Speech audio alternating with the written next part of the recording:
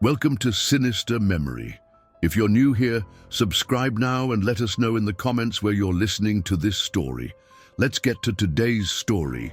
The summer of 1850 in Montgomery, Alabama, brought with it a suffocating heat that seemed to herald the dark events that would unfold in the weeks to come.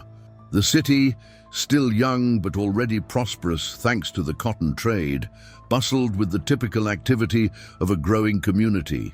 Wagons creaked through dusty streets, merchants called out their prices in the squares, and the Alabama River meandered lazily beneath the scorching sun, reflecting the first brick buildings that were beginning to replace the wooden houses of the early settlers.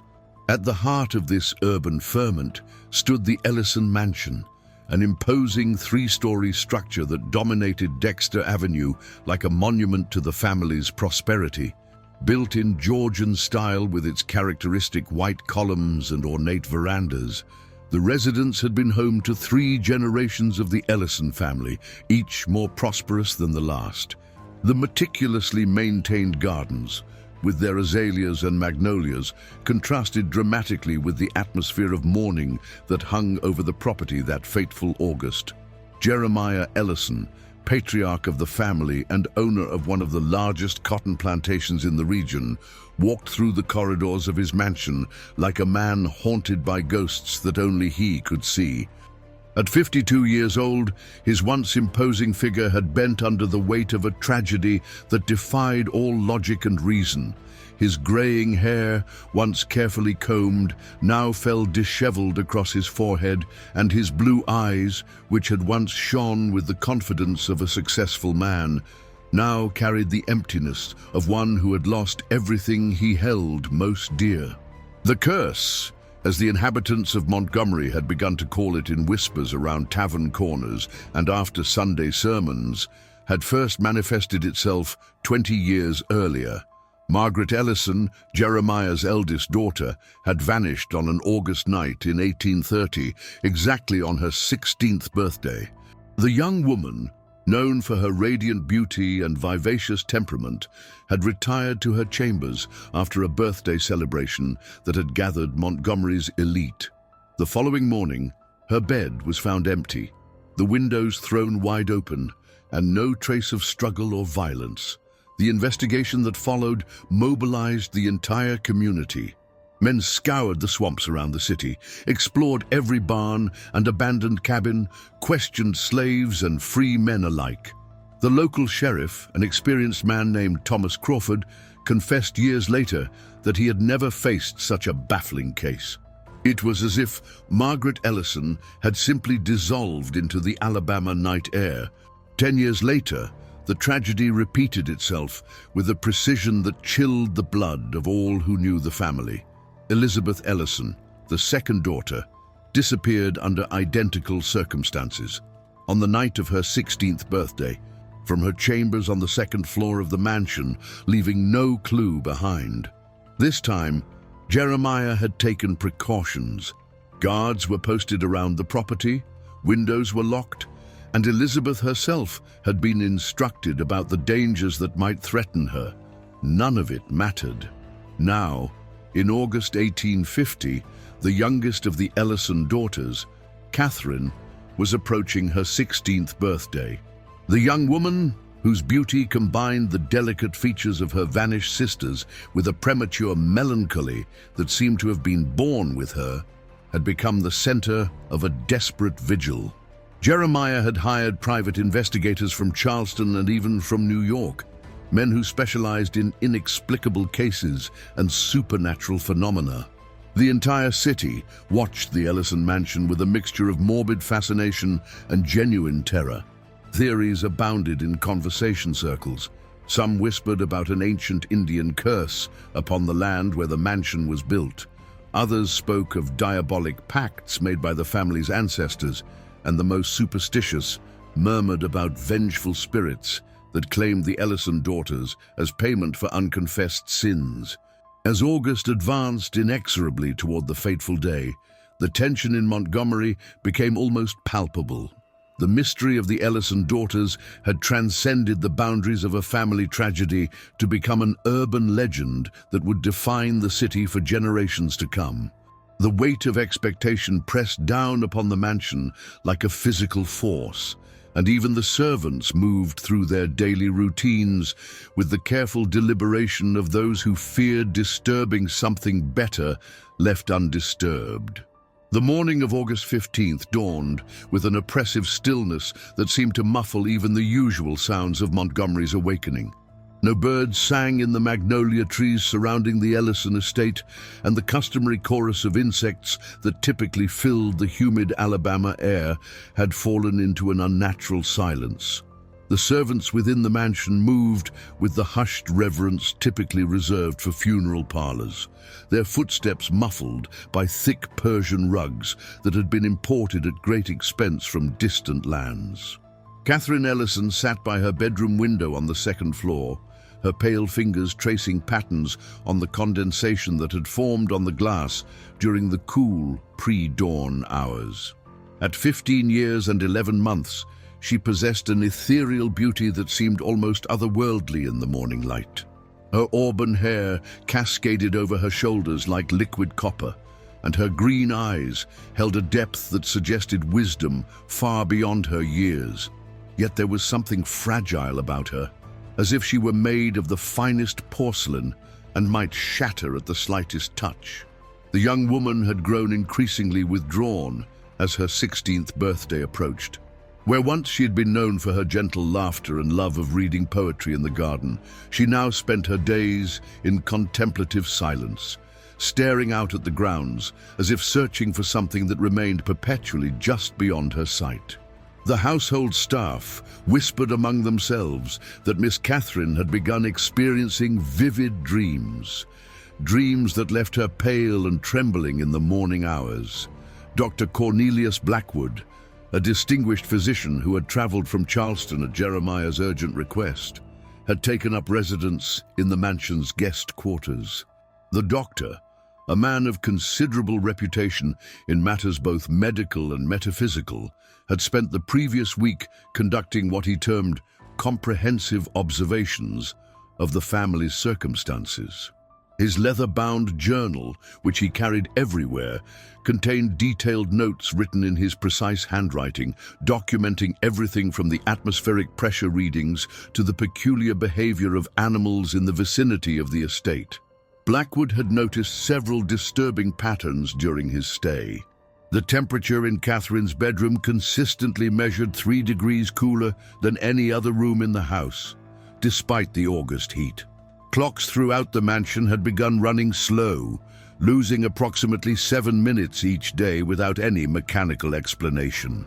Most unsettling of all, several of the household staff had reported seeing shadowy figures moving through the gardens at twilight, figures that vanished the moment anyone attempted to approach them. The doctor's investigation had led him to examine the architectural plans of the mansion, documents that Jeremiah had reluctantly produced from his private study. The blueprints, yellowed with age and bearing the signature of a long-dead architect named Ezekiel Thornfield, revealed several curious features. The mansion had been constructed with an unusual number of mirrors strategically placed throughout the corridors, and the second floor contained a hidden room that did not appear on any of the official county records. Jeremiah had initially dismissed the hidden chamber as merely a storage space, but when Blackwood insisted on examining it, they discovered something far more disturbing. The small, windowless room contained the personal belongings of both Margaret and Elizabeth Ellison, carefully arranged as if the girls had simply stepped out for a moment and would return at any time. Their dresses hung in an armoire, their jewelry lay neatly arranged on a vanity table, and their favorite books remained open to pages they would never finish reading. Most chilling of all was a series of paintings that lined the walls of the hidden room. The portraits, executed in oils with masterful technique, depicted all 3 Ellison daughters at various ages. However, the paintings of Margaret and Elizabeth showed them not as they had appeared in life, but as they might have looked had they continued to age. The portrait of Catherine, painted in the same style despite the fact that no artist had been commissioned to create it, showed her as she appeared now, but with an expression of profound sadness that seemed to follow the viewer's gaze around the room. The discovery of these paintings had shaken even the composed Dr. Blackwood. In his journal, he noted that the brushwork and pigments appeared to be of recent origin, yet no one in the household could account for their creation. The artist's signature in the corner of each canvas was illegible, appearing to shift and change when examined closely, as if the letters themselves were reluctant to be read.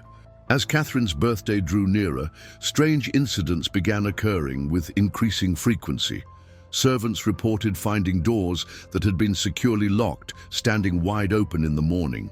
The mansion's extensive library showed signs of nocturnal disturbance, with books pulled from their shelves and left open to passages dealing with folklore and supernatural phenomena. Most disturbing of all, Catherine herself had begun sleepwalking, wandering through the corridors in her nightgown with her eyes open but unseeing, always moving toward the hidden room as if drawn by an invisible force. The local clergy had been consulted, though their attempts at blessing the house had proven ineffective. Reverend Samuel Morrison, a man known for his scholarly approach to matters of faith, had spent an entire night in prayer within the mansion, only to emerge the following morning pale and shaken, refusing to discuss what he had experienced during his vigil. As the sun reached its zenith on that August 15th, casting sharp shadows across the Ellison estate, the sense of impending doom had become almost tangible, settling over the mansion like a shroud that no amount of sunlight could penetrate. The archives of Montgomery County held secrets that few had ever bothered to uncover, dusty records that lay forgotten in the basement of the courthouse like sleeping ghosts waiting to be awakened. Dr. Blackwood's investigation had led him to these musty chambers, where he spent the better part of 3 days poring over land deeds, construction permits, and correspondence dating back to the city's founding. What he discovered among these yellow documents would forever change his understanding of the Ellison family's tragic circumstances. Ezekiel Thornfield, the architect who had designed the Ellison mansion, emerged from the historical records as a figure of considerable mystery and questionable reputation. Born in Salem, Massachusetts, in 1785, Thornfield had fled his hometown under circumstances that the official records described only as matters of public concern. His architectural career had taken him throughout the American South, where he specialized in designing homes for wealthy plantation families, each structure bearing his distinctive signature of hidden rooms and peculiar geometric arrangements. The correspondence between Thornfield and the original Ellison patriarch, Jeremiah's grandfather Mordecai, revealed a relationship that extended far beyond the typical architect-client dynamic. Their letters, written in the formal language of the early 1800s, hinted at shared interests in what Thornfield euphemistically termed natural philosophy and the hidden sciences. One particularly disturbing letter, dated March 1825, contained Thornfield's detailed instructions for a ritual that was to be performed upon the completion of the mansion's construction. According to Thornfield's meticulous notes, the ritual was designed to ensure the prosperity and longevity of the Ellison bloodline. The architect claimed to have discovered ancient principles that could bind a family's fortune to their dwelling place, creating what he called a covenant of perpetual abundance. However, the documents also contained warnings written in Thornfield's increasingly erratic handwriting, suggesting that such covenants required periodic renewals to maintain their effectiveness. Dr. Blackwood's medical training had taught him to approach such claims with scientific skepticism, yet the evidence before him was becoming increasingly difficult to dismiss. The architect's papers included detailed floor plans that showed the mansion's mirrors were positioned according to specific mathematical calculations, creating what Thornfield described as pathways for ethereal navigation. The hidden room on the second floor was marked on these plans as the Chamber of Renewal, and its precise location had been determined by astronomical observations that Thornfield had conducted during the mansion's construction. Most disturbing of all was a journal entry dated August 16th, 1825, exactly 25 years before Catherine's approaching birthday. In this entry, Thornfield described a vision he claimed to have experienced while sleeping in the newly completed mansion. He wrote of seeing 3 young women, each bearing the distinctive auburn hair and green eyes that would later characterize the Ellison daughters, walking through corridors that existed in some parallel version of the house. These spectral figures, according to Thornfield, were not ghosts of the dead, but rather echoes of the future, manifestations of souls that had been pledged to maintain the covenant he had established. The architect's final letter to Mordecai Ellison, written just days before Thornfield's mysterious disappearance from Montgomery, contained a warning that chilled Dr. Blackwood to his core. Thornfield wrote that he had begun to understand the true nature of the forces he had invoked, and that the covenant would demand a price far greater than any earthly prosperity could justify. He begged Mordecai to abandon the mansion and relocate his family, warning that the watchers he had summoned would not be content with mere observation. Mordecai's response to this final letter, preserved in the family's private papers, revealed the stubborn pride that would prove to be the Ellison family's downfall.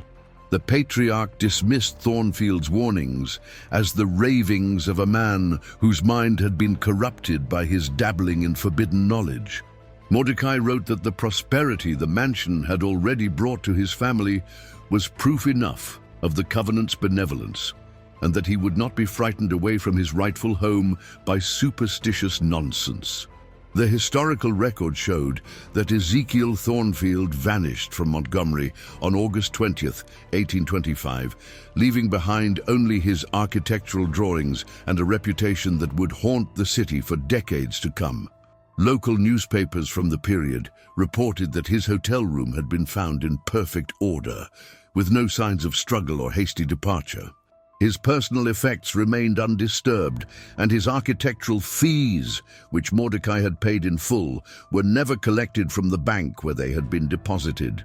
As Dr. Blackwood emerged from the courthouse archives on the afternoon of August 16th, he carried with him the terrible knowledge that Catherine Ellison's fate had been sealed long before her birth. The covenant that Thornfield had established was not merely a superstitious ritual, but a binding contract that had already claimed 2 lives and would soon demand its 3rd payment. The question that now haunted the doctor was whether any earthly intervention could break a supernatural bond that had been forged in the very foundations of the Ellison mansion. The night of August 16th brought with it an unnatural stillness that seemed to press against the windows of the Ellison mansion like an invisible presence seeking entry. Dr. Blackwood had positioned himself in the main hallway, armed with his medical bag, a lantern, and the terrible knowledge he had gleaned from the courthouse archives. The household staff had been dismissed to their quarters with strict instructions to remain in their rooms, regardless of what sounds they might hear during the night. Only Jeremiah remained awake, pacing his study like a caged animal, his footsteps echoing through the corridors with metronomic regularity. Catherine had retired to her chambers at precisely 9 o'clock, following the routine that had been established to monitor her increasingly erratic sleep patterns. Dr. Blackwood had administered a mild sedative, hoping to prevent the sleepwalking episodes that had become more frequent and disturbing with each passing night. Yet as the grandfather clock in the foyer chimed midnight, the physician heard the unmistakable sound of bare feet moving across the wooden floors above. The young woman descended the main staircase with the fluid grace of someone moving through water rather than air. Her white nightgown billowed around her slight frame, and her auburn hair hung loose about her shoulders like a copper veil.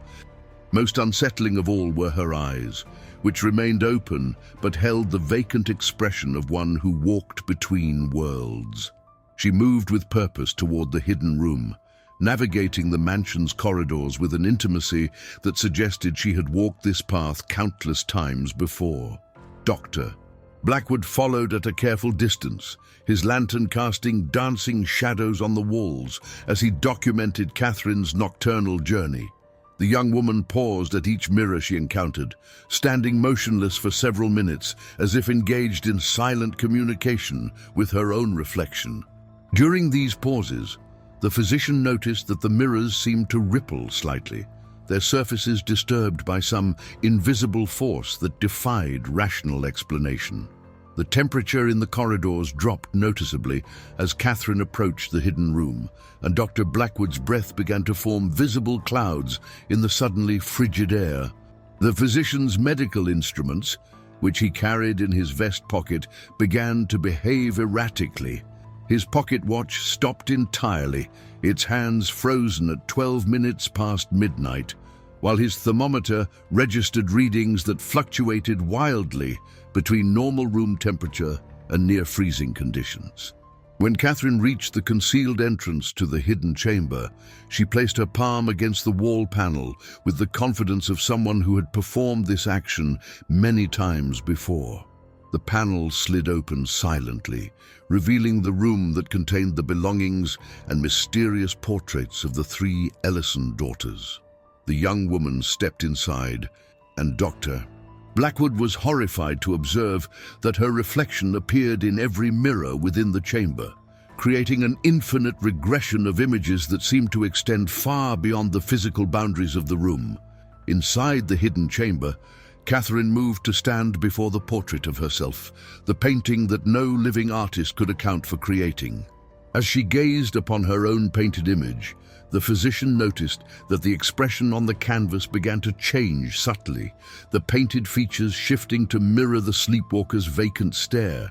More disturbing still, the portraits of Margaret and Elizabeth seemed to turn their painted eyes toward their youngest sister, as if welcoming her into their eternal vigil.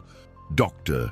Blackwood's scientific training warred with the evidence of his own senses as he witnessed phenomena that challenged every principle of natural law he had ever studied. The air in the hidden room began to shimmer with an opalescent quality, and faint whispers seemed to emanate from the walls themselves, speaking in voices too soft to understand, but carrying an unmistakable tone of invitation and longing. Catherine raised her hands toward the portrait, her fingers tracing the air just inches from the painted surface. At her touch, the canvas began to glow with a pale, phosphorescent light that cast eerie shadows throughout the chamber. The physician observed that the young woman's reflection in the surrounding mirrors began to fade, becoming increasingly translucent until it was barely visible against the silvered glass. The sleepwalking episode lasted exactly 1 hour, ending as abruptly as it had begun when the grandfather clock chimed 1 o'clock. Catherine's eyes suddenly focused, and she looked around the hidden chamber with the confusion of someone waking from a deep dream. The phosphorescent glow faded from the portrait. The mirrors returned to their normal reflective state, and the temperature in the room gradually returned to its previous level. Dr. Blackwood guided the disoriented young woman back to her chambers, noting that she retained no memory of her nocturnal journey. However, when he examined her closely by lamplight, he discovered that her fingertips bore traces of oil paint that matched the pigments used in the mysterious portraits, despite the fact that she had never actually touched the canvas. The physician's journal entry for that night would later be found among his papers, written in handwriting that grew increasingly erratic as he struggled to document experiences that defied rational explanation. The morning of August 17th brought with it a revelation that would forever alter Dr. Blackwood's understanding of the forces at work within the Ellison mansion. Hidden within the physician's own medical bag, tucked between his instruments and pharmaceutical supplies, he discovered a leather-bound journal that had not been there the previous evening. The volume bore no identifying marks, save for a symbol embossed on its cover, the same geometric pattern that appeared in the architectural drawings Ezekiel Thornfield had left behind. The journal's pages were filled with entries written in multiple hands, spanning decades of observations and experiences. The earliest entries, dated from 1825, were penned in Thornfield's distinctive script and detailed his growing horror at what he had unleashed within the mansion's walls. The architect described how his initial ritual had succeeded beyond his wildest expectations, bringing unprecedented prosperity to the Ellison family, but at a cost that became apparent only as the years passed. According to Thornfield's increasingly frantic entries, the covenant he had established required the periodic sacrifice of innocence to maintain its power. The architect had originally believed that symbolic offerings would suffice: flowers, precious objects, or livestock. However, the entities he had summoned demanded something far more precious: the life force of young women at the threshold of adulthood, when their spiritual energy was at its most potent and pure. The journal revealed that Thornfield had attempted to break the covenant after discovering its true nature, but his efforts had only served to anger the supernatural forces he had invoked. The architect's final entries described terrifying visitations from shadowy figures that appeared in his dreams, warning him that any attempt to interfere with their claim would result in consequences far worse than the original bargain.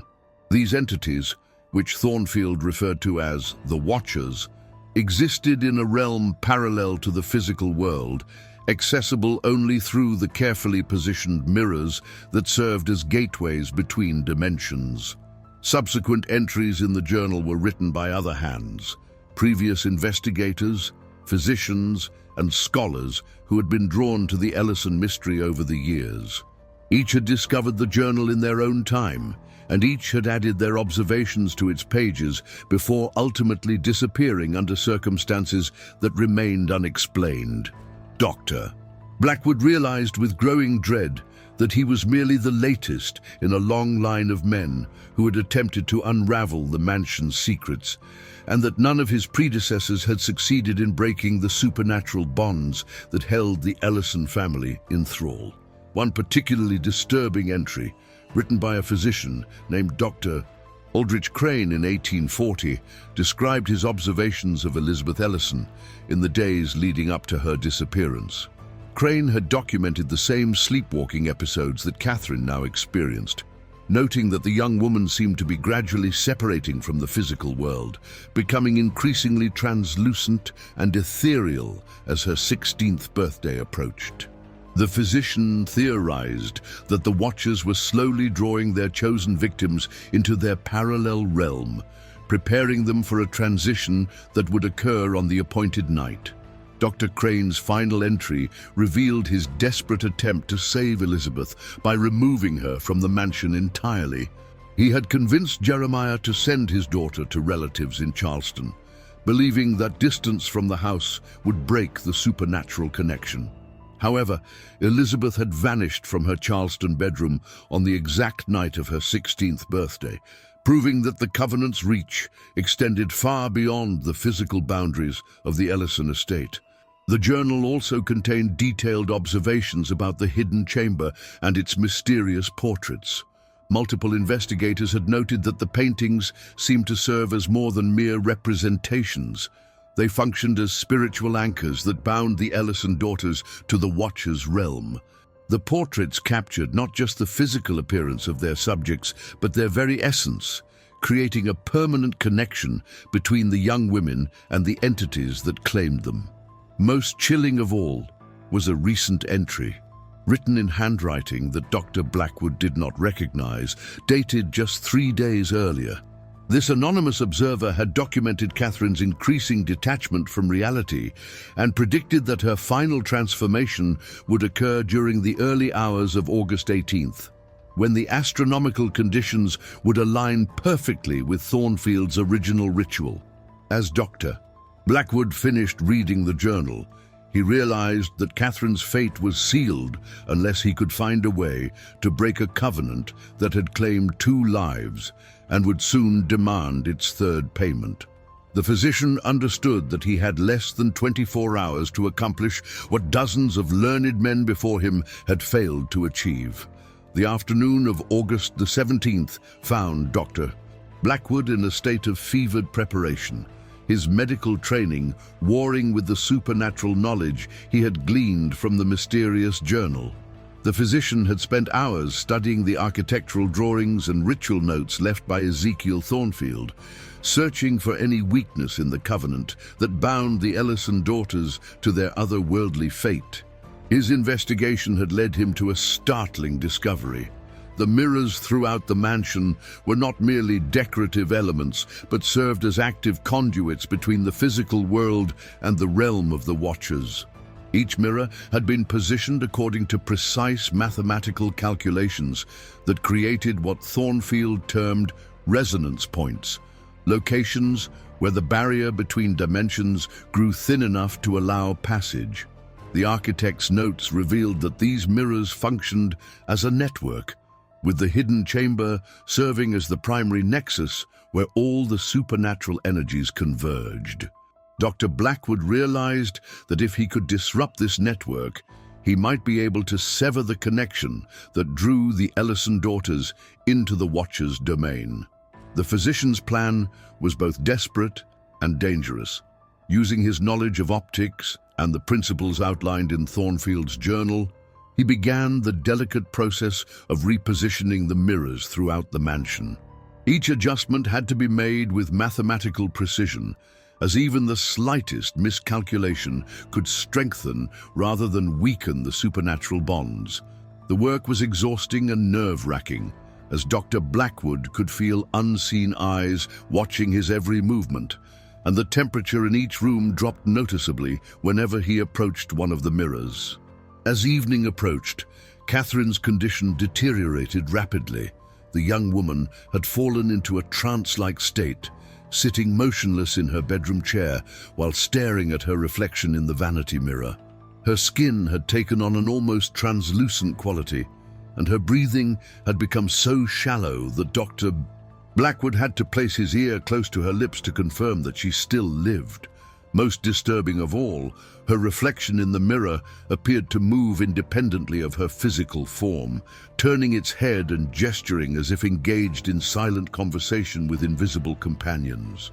The physician's attempts to rouse Catherine from her trance proved futile. She remained completely unresponsive to physical stimuli, her green eyes fixed on the mirror with an intensity that suggested she was seeing far more than her own reflection. Dr. Blackwood noted that the mirror's surface had begun to ripple like water, and occasionally he caught glimpses of shadowy figures moving within its depths. The Watchers, he realized, preparing to claim their prize. Jeremiah Ellison had retreated to his study, unable to bear the sight of his youngest daughter's gradual transformation. The man who had once commanded respect throughout Montgomery now sat hunched over his desk, aged beyond his years by the weight of supernatural forces he could neither understand nor control. His attempts to seek help from local authorities had been met with polite skepticism, and even the clergy had proven powerless against the ancient covenant that held his family in its grip. As midnight approached, Dr. Blackwood made his final preparations in the hidden chamber. He had repositioned all but one of the mansion's mirrors, saving the largest and most ornate for last, the full-length mirror that dominated the chamber's far wall. This mirror, according to Thornfield's notes, served as the primary gateway through which the Watchers would claim Catherine's soul. The physician's plan required him to shatter this mirror at the precise moment when the supernatural forces reached their peak, hopefully disrupting the entire network and breaking the covenant. The hidden chamber had grown so cold that Dr. Blackwood's breath formed thick clouds in the frigid air. The portraits of the 3 Ellison daughters seemed to glow with their own inner light, and the painted eyes followed his movements with an awareness that defied rational explanation. The physician could hear faint whispers emanating from the walls themselves, speaking in languages that predated human civilization and carrying promises of power and knowledge that no mortal mind could comprehend. At 11:45, Catherine began her final sleepwalking journey. Dr. Blackwood watched from the shadows as she descended the staircase with the fluid grace of someone no longer bound by the laws of physics. Her nightgown billowed around her ethereal form, and her bare feet made no sound on the wooden floors. The young woman moved toward the hidden chamber with the inevitability of a tide, drawn by forces that had been set in motion decades before her birth. The final hour before Catherine's 16th birthday arrived with an otherworldly silence that seemed to muffle even the beating of Dr. Blackwood's heart. The physician positioned himself in the hidden chamber, his trembling hands gripping a heavy brass candlestick that would serve as his weapon against the supernatural mirror. The portraits of Margaret and Elizabeth seemed to watch him with expressions of desperate hope, as if their painted souls understood that this moment represented their only chance for release from eternal bondage. Catherine entered the chamber at precisely 11:58 a.m., her movements now completely divorced from human physicality. She appeared to float rather than walk, her feet hovering inches above the floor as she approached the ornate mirror that dominated the far wall. The glass surface rippled like disturbed water, and shadowy figures began to emerge from its depths, the Watchers finally revealing themselves as they prepared to claim their prize. Dr. Blackwood observed in horror as the entities materialized within the mirror's confines. They were neither human nor entirely inhuman, but rather something that existed in the spaces between definitions. Their forms shifted constantly, sometimes appearing as elegant figures in period dress, other times as writhing masses of shadow and malevolent intent. Their eyes, however, remained constant, ancient, hungry, and utterly without mercy or compassion. The temperature in the chamber plummeted to levels that should have been impossible within the confines of an Alabama mansion. Frost began to form on the walls, and Dr. Blackwood's medical instruments froze solid within his bag. The physician's breath came in ragged gasps as the supernatural cold penetrated his very bones, but he forced himself to remain focused on his desperate mission. Catherine stood before the mirror, her reflection now completely independent of her physical form. The image in the glass reached toward the Watchers with outstretched arms, while her actual body remained motionless in the chamber. Dr. Blackwood realized that the young woman's soul was being slowly drawn into the mirror's depths, separated from her mortal form through a process that defied every principle of medicine and natural law he had ever studied. As the grandfather clock began to chime midnight, marking Catherine's 16th birthday, the physician struck. He brought the brass candlestick down upon the mirror's surface with all the strength he could muster, shattering the glass into thousands of glittering fragments. The sound of breaking glass was immediately followed by an inhuman shriek that seemed to emanate from the very walls of the mansion, a cry of rage and frustration that spoke of ancient plans thwarted and supernatural appetites denied. The destruction of the primary mirror created a cascade effect throughout the mansion's supernatural network. Dr. Blackwood could hear the sound of shattering glass echoing from every room as the carefully positioned mirrors exploded in sequence, their destruction releasing decades of accumulated supernatural energy in a violent eruption that shook the mansion to its foundations. Catherine collapsed to the floor as her soul snapped back into her physical form with jarring suddenness. The young woman's eyes fluttered open, and for the first time in weeks, they held the clear awareness of someone fully present in the mortal world. The portraits of her sisters underwent a dramatic transformation as well. The painted figures seemed to exhale with relief before their images began to fade, finally released from their supernatural prison. The Watchers' final manifestation was both terrifying and pathetic. The entities appeared briefly in the chamber as the mirror network collapsed, their forms writhing in agony as they were torn from the physical realm and cast back into whatever dimension they had originally inhabited. Their ancient eyes blazed with hatred as they fixed upon Dr. Blackwood, and the physician knew that he had made enemies who would neither forget nor forgive his interference with their designs. As the supernatural energies dissipated, the hidden chamber began to return to normal temperature. The mysterious journal that had guided Dr. Blackwood's efforts crumbled to dust, its purpose finally fulfilled. The portraits of the Ellison daughters had become blank canvases, their supernatural properties destroyed along with the covenant that had created them. Catherine stirred weakly, her ordeal finally over, but her body exhausted by the supernatural forces that had nearly claimed her soul. The dawn of August 18, 1850, broke over Montgomery with a clarity that seemed to wash away the supernatural shadows that had haunted the Ellison mansion for 25 years. Dr. Blackwood sat in the mansion's parlor, his medical bag packed and his journal completed, watching as Catherine took her first tentative steps in a world finally free from the covenant that had claimed her sisters. The young woman appeared fragile but undeniably alive, her green eyes clear and focused for the first time in months. The destruction of the mirror network had left physical evidence throughout the mansion that would puzzle investigators for decades to come. Every mirror in the house lay in ruins, their frames twisted and their glass reduced to glittering powder that seemed to shimmer with residual supernatural energy. The hidden chamber had been sealed permanently, its entrance concealed behind a wall that Jeremiah had ordered constructed within hours of the night's events. The room's contents, the blank canvases, the mysterious furniture, and the remnants of Thornfield's ritual implements would remain entombed forever. Catherine's recovery proved both miraculous and incomplete. While her soul had been successfully anchored to the mortal realm, she retained fragmented memories of her time in the Watcher's domain.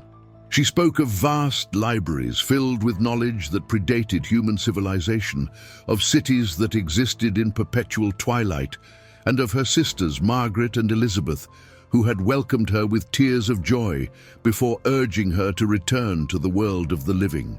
These memories faded with each passing day, like dreams dissolving in morning light, leaving behind only a profound sense of loss and an inexplicable longing for something she could no longer name.